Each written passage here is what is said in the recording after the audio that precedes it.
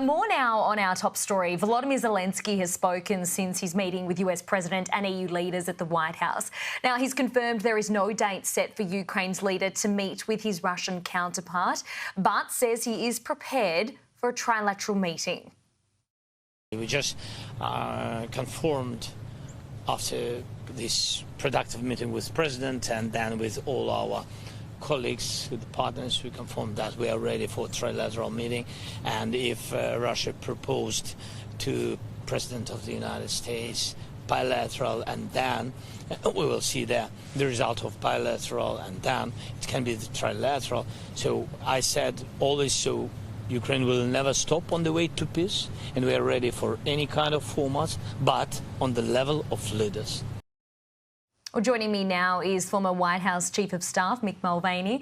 Good morning to you. You just heard from President Zelensky there talking about these trilateral talks. What do you make of that? That there's a good bit of progress.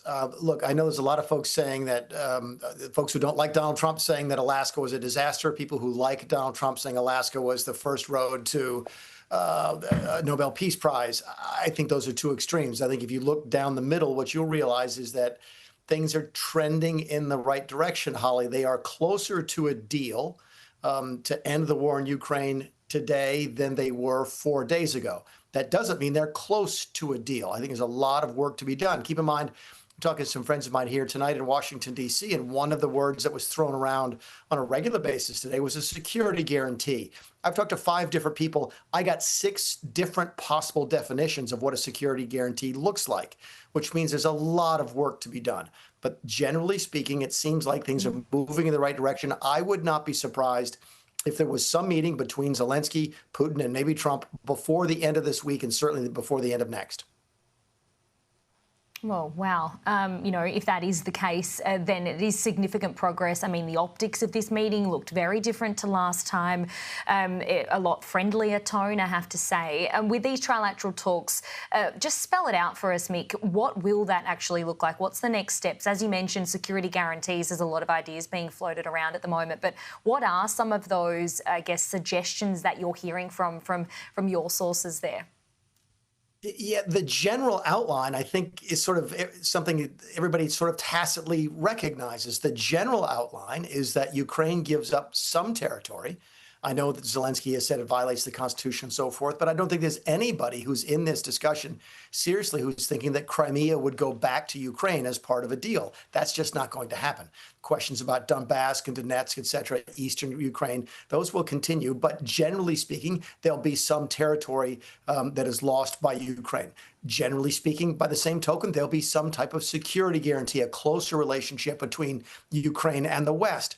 That's writ large. Those sort of the macro positions. Where the details end up is obviously going to be the difference between getting a deal and not getting a deal. Again, all I say is that they're talking, and there was never going to be a deal without talking. It doesn't mean there's going to be one. It just means there's a chance now when there might not have been a week ago. You talk about land, giving over land there, but is it a peace deal giving Russia what they want? Yeah, to a certain extent, there's no question. But keep in mind, when Russia invaded Crimea, which I think may have been 10 years ago now, I lose track. It was before the first Trump administration.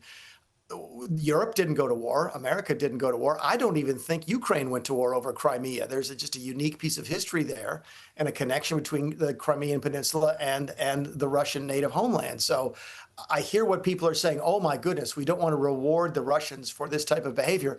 I get it, but this is the real world. And the real world is that short of World War III, I do not see Russia giving up Crimea. And I honestly do not see the Europeans or the Americans saying, you know what, without Crimea going back to Ukraine, there's no deal. I think tacitly, behind the scenes, people have acknowledged that Crimea will now be part of Russia. Whether it's not, it is recognized as open for, obviously, debate. But there, I think, has to be some type of land transfer here in order to get a peace deal. But what sort of precedent does that then set, Mick? I mean, I know you're saying it's not ideal, but that might be the case in order to achieve some kind of deal. But isn't that concerning for what kind of precedent this is setting? Sure. I mean, listen, we always worried about precedents. You go back to 1938 with Czechoslovakia, and you worry about the appeasement that took place there and whether or not this is a repetition of that. I don't think that it is. I think Ukraine is unique in Central Europe in that all the other countries that we worry about, and rightly so, Finland, the Baltic states, Poland, et cetera, are members of NATO and the beneficiaries of the NATO alliance and so forth. Ukraine was not. But at the same time, look, some of the same people were saying, oh, we can't reward Russia for invading Ukraine are going to be falling over themselves. In fact, it's the Albanese government amongst those who are going to reward Hamas for invading Israel on October 7th of 2 years ago. So that's the real world that we live in. Is it perfect? No. Might a land deal get us to peace in Ukraine? Yes. And I think right now, a lot of folks want peace. President Trump reportedly left the meeting to phone Vladimir Putin, so he wasn't in the meeting, but indirectly he kind of was. That's a good sign as well, I guess. Progress. Classic Trump. I was going over with some friends of mine here on American television. The White House put out an agenda for today about, people would arrive at thus and such a time. This meeting would take place first, then that meeting would take place. And I said, look, that's about a 1 in 10 chance of actually happening. Trump doesn't operate by a timetable. He shoots from the hip. And it sounds like at the middle of the meeting, he said, you know what? I think it'd be great. Why don't we call Vladimir? And he went out to do that. That's just Trump being Trump. I have no idea what they said. I don't think it's been reported on yet. But I think that just gives evidence not only of Trump's style, which has been well studied and so forth, but of the fluidity of the discussions. Things are moving relatively quickly. And look, we've all had discussions when we're sitting around a table and go, well, why don't we call somebody on the phone? And we just do it in order to try and keep the momentum going. You can't say, oh, well, tomorrow I'll call so-and-so. You don't want to delay. You want to keep things moving. Strike while the iron is hot, as we say in American English. And maybe that's why Trump did that.